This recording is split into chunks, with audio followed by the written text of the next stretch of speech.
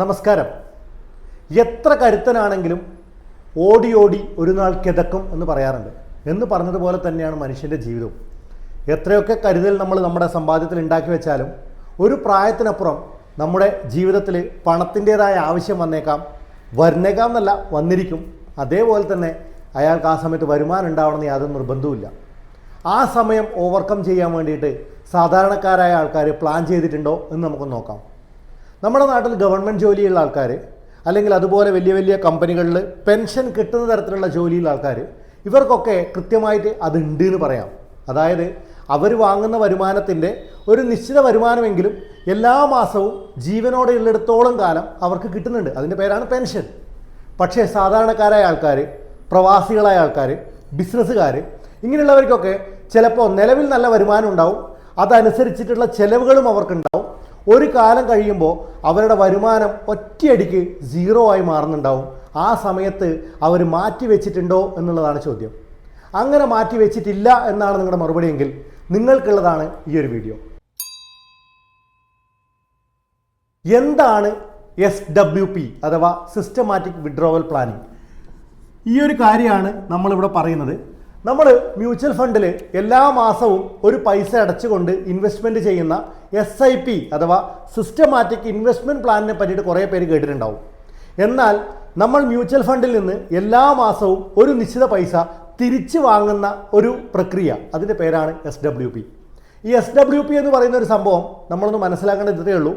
നമ്മൾ ഒരു കാലം വരുമാനമില്ലാത്ത കാലം വരികയാണെങ്കിൽ ആ കാലത്തിന് പ്രൊട്ടക്റ്റ് ചെയ്യാൻ വേണ്ടിയിട്ട് നിങ്ങൾക്ക് ഒരു SWP ഉണ്ട് എന്ന് പറഞ്ഞാൽ നിങ്ങൾക്ക് പെൻഷൻ ഉണ്ടോ ഇല്ലയോ, നിങ്ങൾക്ക് വരുമാനം ഉണ്ടോ ഇല്ലയോ, ഇതൊന്നും ബാധകമല്ല. നിങ്ങളുടെ ആജീവനാന്ത കാലം നിങ്ങൾക്കൊരു വരുമാനം കിട്ടുന്നൊരു പ്രക്രിയയാണ് SWP എന്ന് പറയുന്നത്. നമുക്ക് SWP എന്താണെന്ന് ഡീറ്റെയിൽ ആയിട്ട് നമുക്കൊന്ന് നോക്കാം.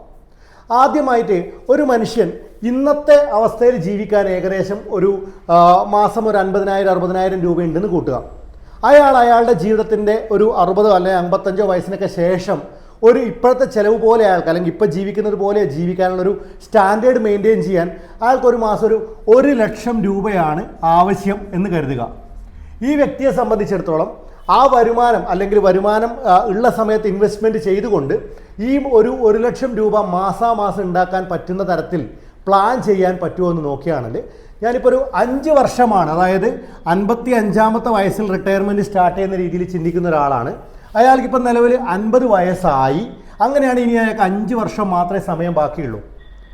അങ്ങനെയാണെങ്കിൽ അയാൾക്ക് ഒരു മാസം ഈ 1,00,000 രൂപ ഉണ്ടാക്കണമെന്നുണ്ടെങ്കിൽ എന്ത് ചെയ്യണം? SWP എങ്ങനെയാണ് പ്രവർത്തിക്കുന്നതെന്ന് ചോദിച്ചാൽ, ഒരാൾക്ക് ഇപ്പോൾ ഒരു കോർപ്പസ് ആയിട്ട്, അതായത് അയാളുടെ ടോട്ടൽ എത്ര രൂപയാണോ മ്യൂച്വൽ ഫണ്ടിൽ ഇൻവെസ്റ്റ്മെൻ്റ് ആയിട്ടുള്ളത്, ആ ഒരു എമൗണ്ടിൻ്റെ 0.7% മുതൽ 0.8% വരെ മന്ത്ലി കൊടുക്കുന്ന ഒരു പ്രക്രിയയാണ് ഈ പറയുന്ന SWP എന്ന് പറയുന്നത്. നിങ്ങൾ SIP ചെയ്യുന്നത് പോലെ തന്നെ നിങ്ങൾക്ക് SWPക്കും ഒരു ഡേറ്റ് നിശ്ചയിക്കാവുന്നതാണ്. ഉദാഹരണത്തിന് ഞാൻ പറയുകയാണ്, എനിക്ക് എല്ലാ മാസവും 2-ാം തീയതി 2nd of every month എനിക്കൊരു വരുമാനം വേണം. എനിക്ക് ഒരു മാസം 1,00,000 രൂപ, നമ്മൾ നേരത്തെ പറഞ്ഞ കേസ് പോലെ ഒരു മാസം 2-ാം തീയതി, ഏത് മാസവും 2-ാം തീയതി എനിക്ക് 1,00,000 രൂപ എൻ്റെ അക്കൗണ്ടിലേക്ക് വരണമെന്ന് പറഞ്ഞാൽ നിങ്ങൾക്ക് ഈ പറഞ്ഞ SWP ഓപ്റ്റ് ചെയ്യാവുന്നതാണ്.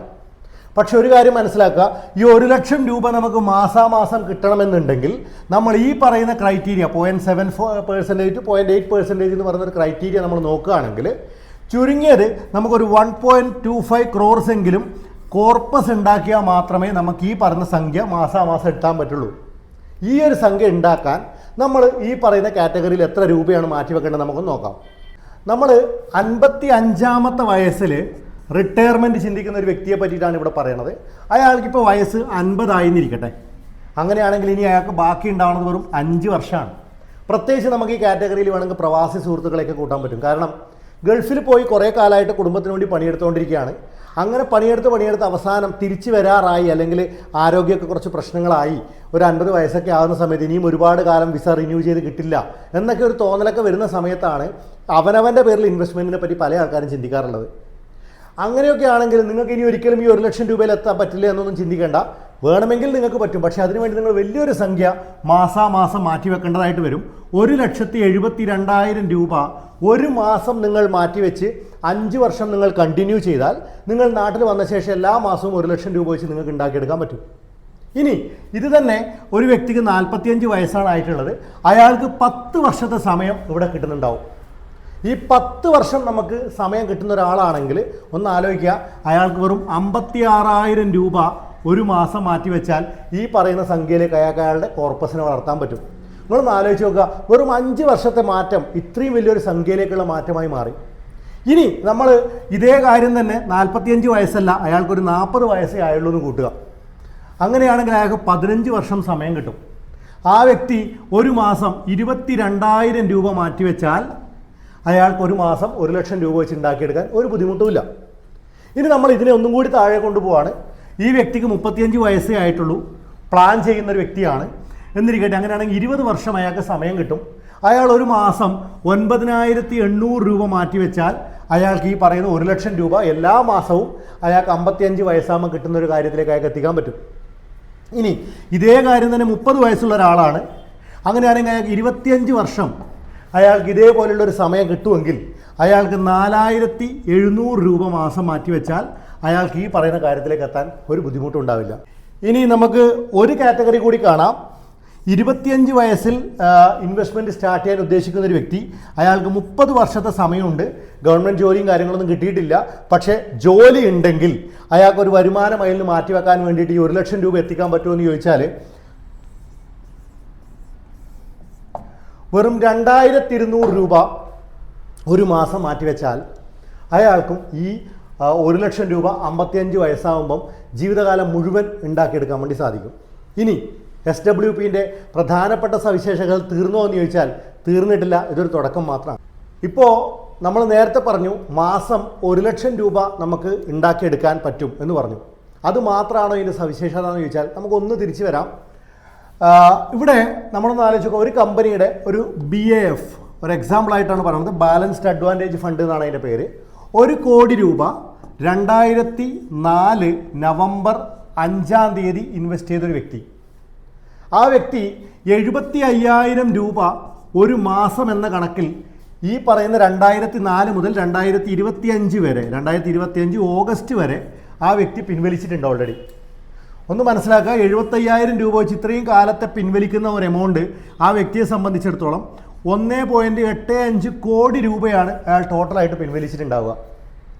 ഇപ്പോൾ അയാളുടെ ആ 1 കോടി രൂപ 9,70,00,000 രൂപയാണ് ഇപ്പോൾ അയാളുടെ ഈ സംഖ്യ പ്രിൻസിപ്പൽ എമൗണ്ട് മാറിയിട്ടുണ്ടാവുക. ഒന്ന് ആലോചിച്ച് നോക്കുക, ഈ 1 കോടി രൂപ 9,70,00,000 രൂപയാവുകയും ചെയ്തു. അയാൾ മാസാമാസം 75,000 രൂപ വെച്ച് 1.85 കോടി രൂപ പിൻവലിക്കുകയും ചെയ്തു. ചിലപ്പോൾ നമുക്കിത് ചിന്തകൾക്കോ അല്ലെങ്കിൽ വിശ്വാസങ്ങൾക്കൊക്കെ മുകളിലാണ് ഈ സംഭവം. കാരണം നോർമൽ കോമൺ സെൻസ് വെച്ച് നമ്മളൊന്ന് ആലോചിച്ച് നോക്കിയാൽ 0.75% ആണ് ഇയാൾ പിൻവലിച്ചിട്ടുള്ളത് മാസാമാസം. അതായത് ഒരു വർഷത്തെ കണക്ക് കൂട്ടിയാൽ നമുക്കവിടെ പറയാൻ പറ്റും 9% ഇൻ ആൻ ആനം, 9%. നമ്മുടെ നാട്ടിൽ ഗ്യാരണ്ടീഡ് ആയിട്ട് റിട്ടേൺസ് കിട്ടുന്ന ഒരു കാര്യമാണ് FD എന്ന് പറയുന്നത്. നമ്മുടെ നാട്ടിൽ 9% റിട്ടേൺസ് കിട്ടുന്ന FD നമുക്ക് കോർപ്പറേറ്റ് ബാങ്ക് പോലെയുള്ള സംഭവങ്ങളിൽ മാത്രമേ കിട്ടുള്ളൂ. നമ്മുടെ സാധാരണ നാഷണലൈസ് ബാങ്കുകളിലൊക്കെ നോക്കിയാൽ 9% കിട്ടില്ല. അവിടെയാണ് ഈ 9% ഇത്രയും രൂപ പിൻവലിച്ച ശേഷം, ബാങ്കിലാണെങ്കിൽ അയാൾക്ക് ഈ പൈസ പിൻവലിച്ച ശേഷം ഈ 1 കോടി രൂപ ഇപ്പോൾ 9% കിട്ടുന്നുണ്ടെങ്കിൽ പോലും 1.85 കോടി പിൻവലിച്ചാൽ ബാക്കിയാക്കി കിട്ടാൻ 1 കോടി രൂപ പ്രിൻസിപ്പൽ എമൗണ്ട് മാത്രമേ ഉണ്ടാവുള്ളൂ. ഈ പ്രിൻസിപ്പൽ എമൗണ്ട് ഇത്രയും വളർന്നു, 10 ഇരട്ടിയോളം വളർന്നു എന്ന് പറയുമ്പോൾ ഇവിടെയാണ് നമ്മൾ മ്യൂച്വൽ ഫണ്ടിൻ്റെ സാധ്യത കാണേണ്ടത്. കാരണം മ്യൂച്വൽ ഫണ്ട് 9% കൂടുതൽ റിട്ടേൺസ് കൊടുക്കുന്ന, സാധാരണയായി കൊടുത്തുകൊണ്ടിരിക്കുന്ന ഒരു പ്ലാറ്റ്ഫോമാണ്. അപ്പോൾ ഈ 9% മുകളിൽ വരുന്ന സംഖ്യ നിങ്ങളുടെ പ്രിൻസിപ്പൽ എമൗണ്ടിലേക്ക് തിരിച്ച് വീണ്ടും വരുന്ന ഒരു പ്രക്രിയയാണിത്. ഈ വ്യക്തിക്ക് വേണമെങ്കിൽ ഈ പറയുന്ന 9.7 കോടി രൂപയിൽ SWP സ്റ്റാർട്ട് ചെയ്യാം. ഒന്ന് ആലോചിച്ച് നോക്കുക, 1 കോടി രൂപയിൽ 7,75,000 വാങ്ങുന്ന ഒരു വ്യക്തിയാണെങ്കിൽ ഇതിനെ നമുക്ക് റൗണ്ട് ചെയ്ത് 10 കോടി എന്ന രീതിയിലാക്കാം. കാരണം 9.7 കോടി ഒരു 30 ലക്ഷം രൂപ കൂടി കൂട്ടിയാൽ 10 കോടി രൂപയായി.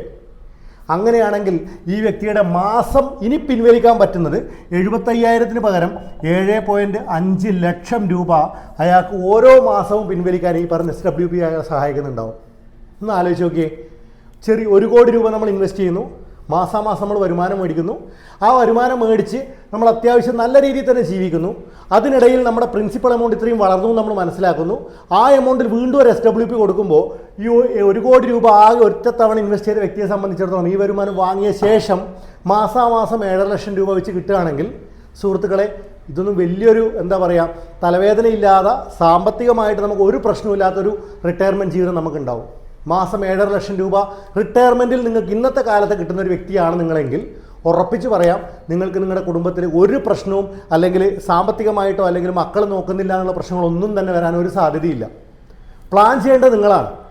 ഇത്രയും രൂപ മാറ്റി വെച്ചിട്ട് ഇപ്പോൾ 1 കോടി രൂപ ഒറ്റത്തവണ എടുക്കാൻ പറ്റാത്തവർക്കാണ് ഞാൻ നേരത്തെ പറഞ്ഞത് ആ 1.25 കോടി രൂപ എങ്ങനെ ഉണ്ടാക്കിയെടുക്കാം. മാസാമാസം കുറച്ച് ഉണ്ടാക്കിയിട്ട് 1.25 കോടി രൂപയാക്കുന്നു. ആ സമയം നമ്മൾ SWP സ്റ്റാർട്ട് ചെയ്യുന്നു എന്നുള്ളത്. നിങ്ങൾ എത്ര കാലം ജീവിക്കുന്നു എന്നുള്ളതിന് ഒരു ഉറപ്പുമില്ല. പക്ഷേ ഈ ജീവനോട് ഉള്ളിടത്തോളം കാലം ചിലവുണ്ടാവും എന്നുള്ള കാര്യത്തിന് ഉറപ്പാണ്. അന്ന് വരുമാനം ഉണ്ടോ ഇല്ലയോ എന്നുള്ളൊരു റിസ്ക് എടുക്കാൻ നിങ്ങൾ തയ്യാറാവേണ്ട. ഇന്നേ തീരുമാനിക്കുക, പ്ലാൻ ചെയ്യുക, നല്ല രീതിയിലുള്ള ജീവിതം എൻജോയ് ചെയ്യുക.